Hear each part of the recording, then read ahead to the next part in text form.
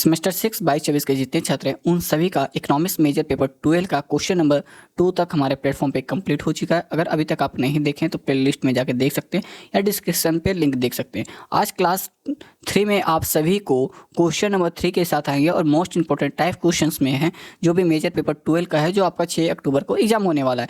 कृषि अर्थव्यवस्था का क्वेश्चन है और मोस्ट इंपॉर्टेंट क्वेश्चन है, तो आपको स्किप नहीं करना है दोस्तों। 15 या 10 मिनट वीडियो जाएगी, जितना भी जाएगा आपको क्वेश्चंस को देख लेना, क्योंकि आपके एग्जाम में 100% ये क्वेश्चन में भी आ सकता है। ध्यान रखें, क्वेश्चन को लगातार आप ध्यानपूर्वक सुने ताकि क्वेश्चन को दोबारा आपको देखने की जरूरत ना पड़े। क्वेश्चन नंबर 3 में दोस्तों आप सभी को पूछा ही गया है, क्या भारतीय अर्थव्यवस्था में कृषि का महत्व का वर्णन करें। देखिए क्वेश्चन में आप हमेशा अगर आप क्वेश्चन नंबर 2 तक देखेंगे तो कृषि क्योंकि कृषि अर्थव्यवस्था है तो क्वेश्चन में कहीं ना कहीं कृषि से संबंधित चीज़ें पूछे ही जाएंगे। आपको ये चीज़ें ये पॉइंट आपको ध्यान में रखना है।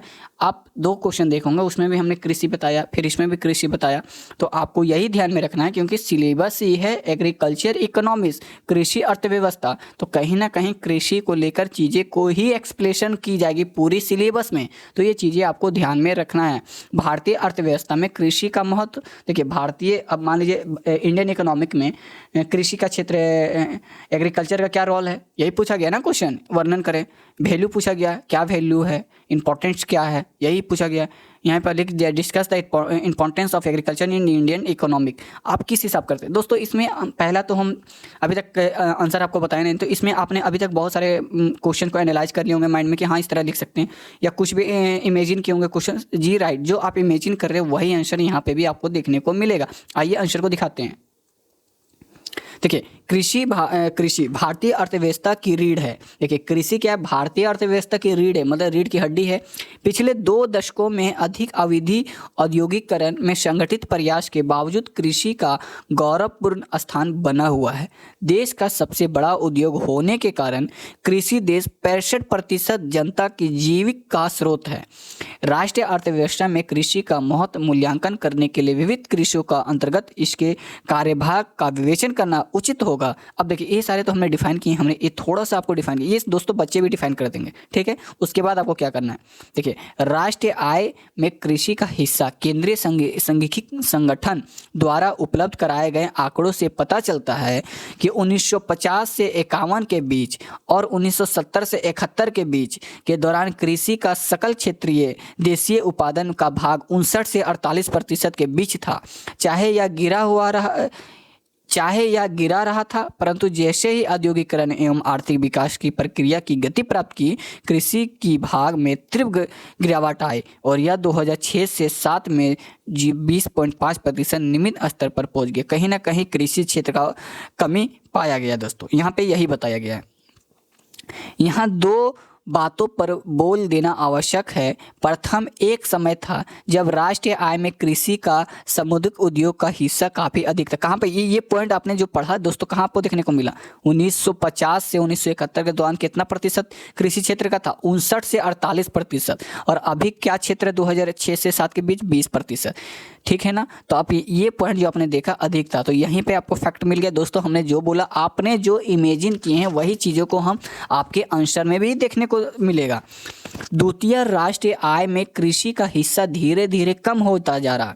उल्लेखनीय बताया कि राष्ट्रीय आय संबंध अनुमानों से न केवल कृषि को प्रधानता का निर्देश होता है, अपितु जिसमें कृमि गिरावट का संकेत भी मिलता है, ऐसा होना भी चाहिए। देखिए दोस्तों, आप आराम से देख सकते हैं कि 19वीं शताब्दी में क्या था, इंडिया में कुछ था, कुछ नहीं था। भारत में कहीं ना कहीं सारे चीज़ें, सारे लोग, सारे व्यवस्था चीज़ कृषि पे ही डिपेंड था, क्योंकि उद्योगीकरण नहीं थे, तकनीकी क्षेत्र में कुछ नहीं था, एजुकेशनल क्षेत्र में नहीं था, टेक्नोलॉजी में कुछ चीज़ में आदमी इन्वॉल्व नहीं थे।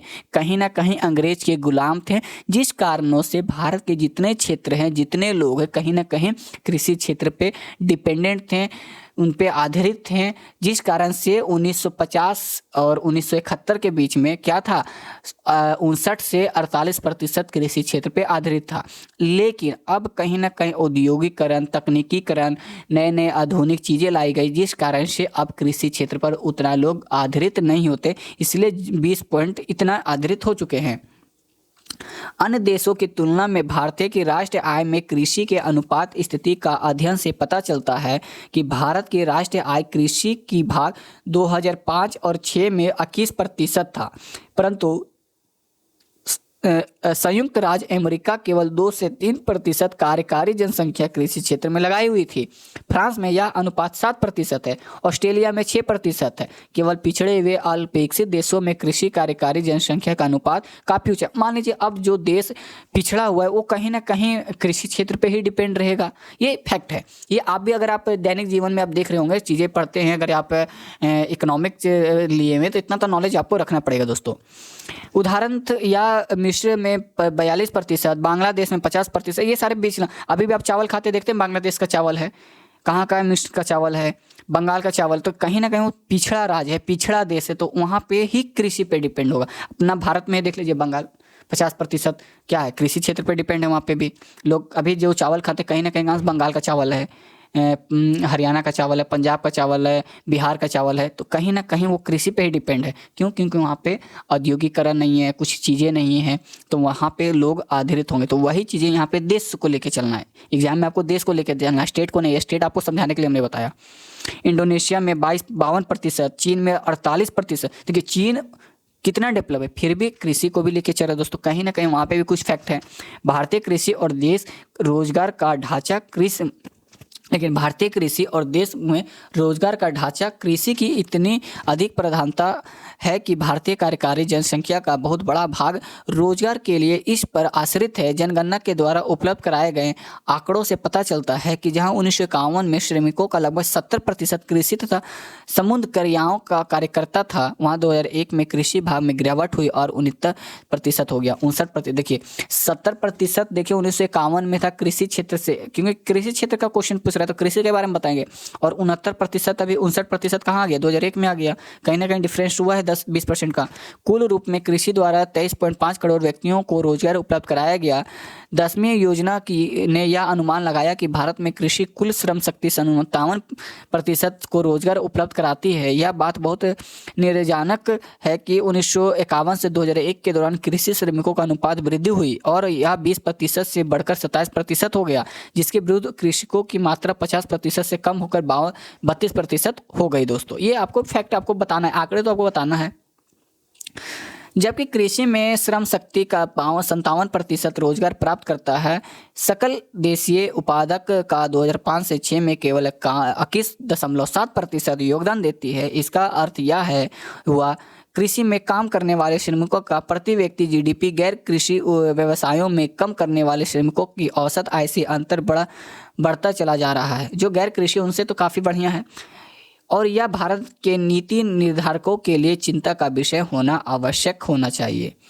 तीसरा में लिखना है आपको, औद्योगिक विकास के लिए कृषि का महत्व। भारत के कृषि महत्व का कारण यह इससे हमारे प्रमुख उद्योग चीनी, वनस्पति तथा बागवान उद्योग, यह सब सीधे कृषि पर निर्भर हैं। और भी ऐसे अनेक उद्योग हैं जो कृषि पर अप्रत्यक्ष रूप से निर्भर हैं।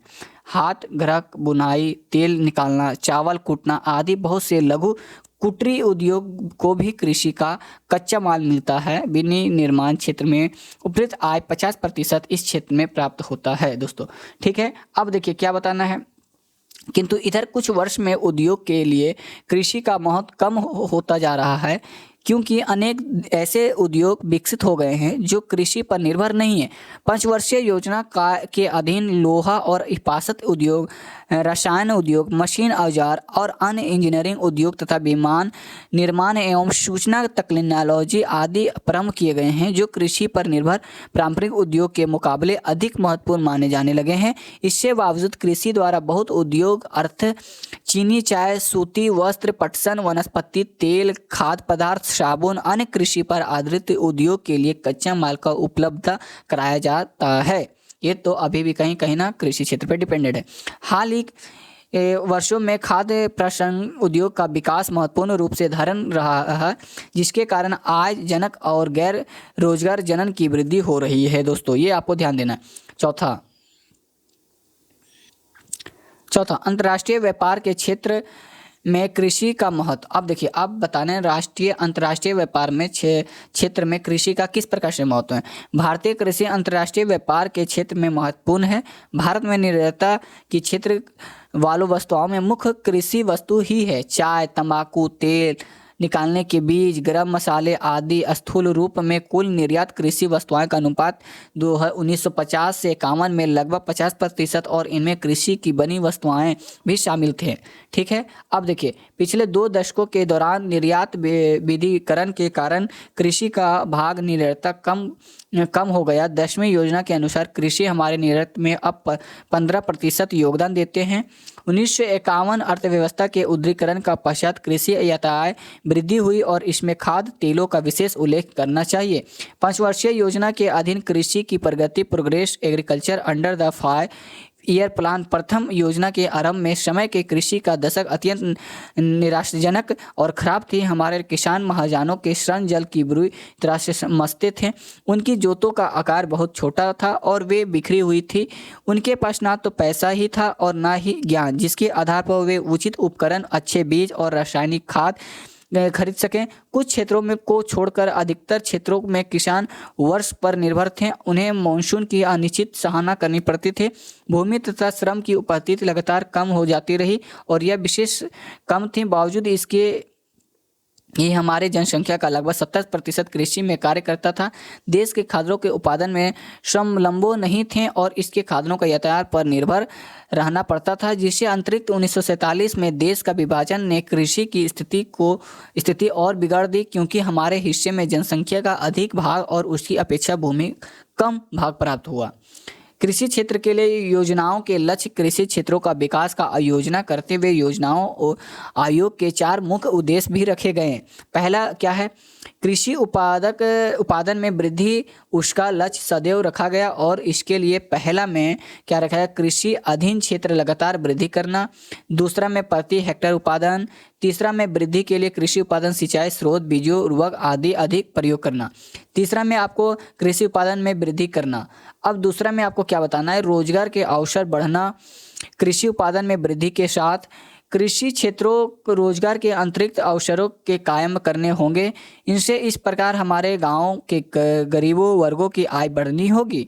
तीसरा में आपको बताना क्या है, भूमि पर जनसंख्या का दबाव को कम करना। चूँकि जनसंख्या भारी भाग भूमि पर निर्भर, इसलिए कृषि क्षेत्र का आयोजनाओं का एक बुनियादी लक्ष्य का कम करने वाले व्यक्तियों की संख्या को कम करना है। अंतरित श्रमिकों को द्वितीय और तृतीय क्षेत्रों में स्थानांतरित करना होगा। मतलब कृषि क्षेत्र को आपको द्वितीय तृतीय क्षेत्र में जाना होगा।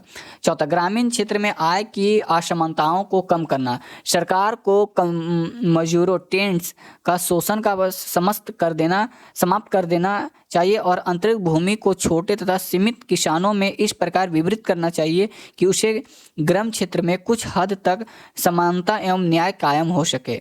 ये 12 उद्देश्य सामान्यतः सभी योजनाओं में अपनाए गए, परंतु व्यवहार में भारत में कृषि योजनाओं का अर्थ केवल कृषि उत्पाद में वृद्धि ही समझा जाता है, अर्थात केवल पहले लक्ष्य ही प्राप्त और अन्य सभी उद्देश्यों की या तो अपेक्षा की गई या उन्हें निम्न प्राथमिकता दी गई। ठीक है, अब देखिए, कृषि में प्रयुक्त राजनीति स्ट्रेटजी क्या है। कृषि उत्पादन में वृद्धि एवं रोजगार में वृद्धि प्राप्त करने के लिए 5 वर्षीय योजनाओं में विविध कार्यक्रमों का उपयोग किया गया, जैसे सामुदायिक विकास प्रोग्राम और कृषि विस्तार सेवाओं को देश भर में फैलने की सिंचाई सुविधाएं, उर्वरक, कीटनाशकों, कृषि मशीन, अधिक उपजाऊ किस्म के बीजों का विस्तार, अनेक साथ परिवहन, पावर विमान और संस्थात्मक उधार का विस्तार भी किया गया। भूमि पर जनसंख्या दबाव को कम करने के लिए योजनाओं ने ग्राम विकास की राजनीति अपनाई, जिसके लिए ग्राम क्षेत्रों में कृषि आधारित उद्योग और अस्थिरता किए गए, जिसके साथ साथ ग्रामीण परिवहन एवं संचरण को प्रवृत्त किया गया और लोगों को कृषि के उद्योग और सेवा क्षेत्रों की ओर जाने के लिए प्रोत्साहित किया गया। ग्राम और समस्त एवं अन्य कायमों करने के लिए योजनाओं आयोग ने भू सुधारों के राजनीतिक अपनाए, जिससे अंतर्गत जमींदारों जैसे बिचौलियों को समाप्त किया गया। काश्तकारों को सुरक्षित के लिए काश्तकार सरकारी कानून बनाया गया और जोतों की अधिकतम सीमा को लागू करने के लिए प्राप्त अतिरिक्त भूमि भूमिहीन श्रमिकों छोटे तथा श्रमित किसानों में बांटे गए। ठीक है। अब छठी योजनाओं के बाद प्रगति छठी योजना 1980 से 85 एक बड़ी सफल योजना मानी गई। विशेषकर कृषि क्षेत्र में कामयाबी के कारण कृषि की वार्षिक 3.8% वृद्धि वास्तविक वृद्धि दर 4.3% रही।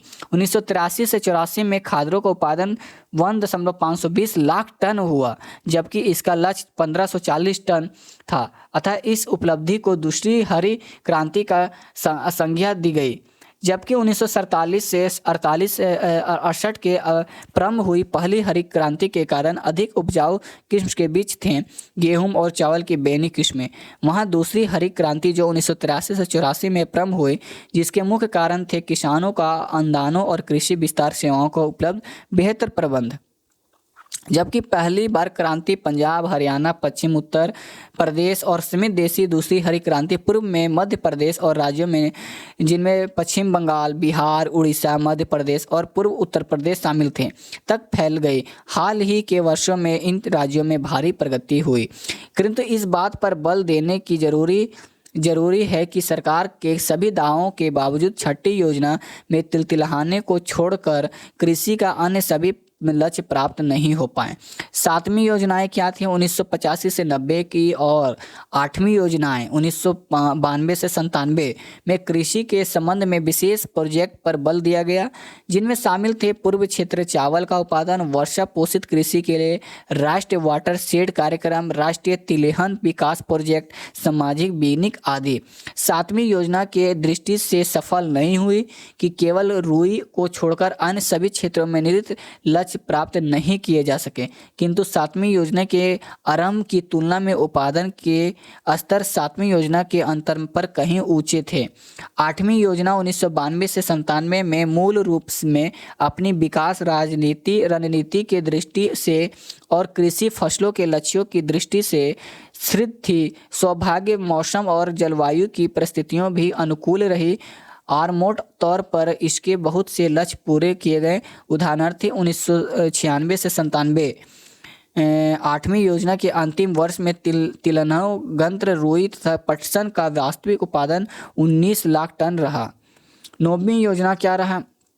9वीं योजना जहां तक कृषि के लक्ष्यों का संबंध कुछ ज़्यादा सफल नहीं हुई। उदाहरणार्थ 9वीं योजना ने 2001 से 2 तक खाद्यान्न उत्पादन का लक्ष्य 2.340 टन तय किया, परंतु वास्तविक उत्पादन केवल 2110 टन था। इस प्रकार की अल्प उपलब्धि कहानी दृष्टि के अन्य क्षेत्रों में विद्यमान थी। 10वीं योजना क्षेत्र विवेक रणनीति जो कृषि, जलवायु परिस्थितियों और प्राकृतिक संसाधनों पर आधारित थी और जो पहली बार 9वीं योजना के आरंभ कर दी थी कि जो जारी रखना चाहिए। 10वीं योजना के देश में प्राकृतिक संसाधनों पर बढ़ते हुए जैव दबाव को स्वीकार किया गया। विशेषकर बढ़ती हुई जनसंख्या के कारण भूमि, पानी एवं जैव विद्युत आधार पर इसके नतीजे तौर पर जोतों को विखंडन बांटा गया, जिससे देश के भू जोतों को आकार छोटे हो जा रहे हैं। इस समय में समाधान के लिए 10वीं योजना के निम्नलिखित उपाय सुझाएं। पहला, कृषि भूमि की सुविधाजनक स्थानांतरण ताकि किसान अपनी जतों का सक्षम इकाइयों पर परिवर्तन कर सकें। दूसरा, भूमि के पट्टे और ठेके खेती को सुविधाजनक बनाने और इसके लिए भूमि की आंतरिक पट्टेदारी की सुविधाजनक बनना चाहिए। दोस्तों, तो ये रहा दोस्तों आप सभी का क्या क्वेश्चन नंबर 3 के साथ यह क्लास कंप्लीट होता है। मोस्ट इंपॉर्टेंट क्वेश्चन में आपने क्या देखा दोस्तों, बहुत सारे इजी क्वेश्चन पूछे जा रहे हैं, बस आपको ध्यानपूर्वक देख लेना है ताकि दोबारा देखने की ज़रूरत ना पड़े। दोस्तों, क्वेश्चन नंबर 3 में आपने देख ही लिया कितना इजी क्वेश्चन पूछा गया। भारतीय अर्थव्यवस्था में कृषि का महत्व सिर्फ आपको बताना है, बाकी आपको क्वेश्चन आंसर इसमें नहीं देना है।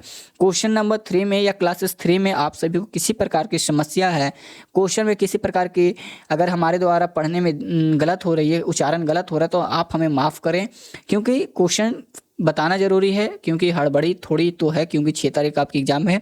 हमारे चैनल पे कुछ कारणवश चीज़ें नहीं चल पा रही थी, जिस कारण से क्वेश्चन या कोई भी इन्फॉर्मेशन हमारे प्लेटफॉर्म पे नहीं आ रहा था दोस्तों। काफ़ी लंबे समय तक हमारे प्लेटफॉर्म छुट्टी मनाई, लेकिन अब छुट्टी नहीं मनाई जाएगी, बस अब हमारे प्लेटफॉर्म पे कंटिन्यू चीज़ें अपडेट होते रहेंगे।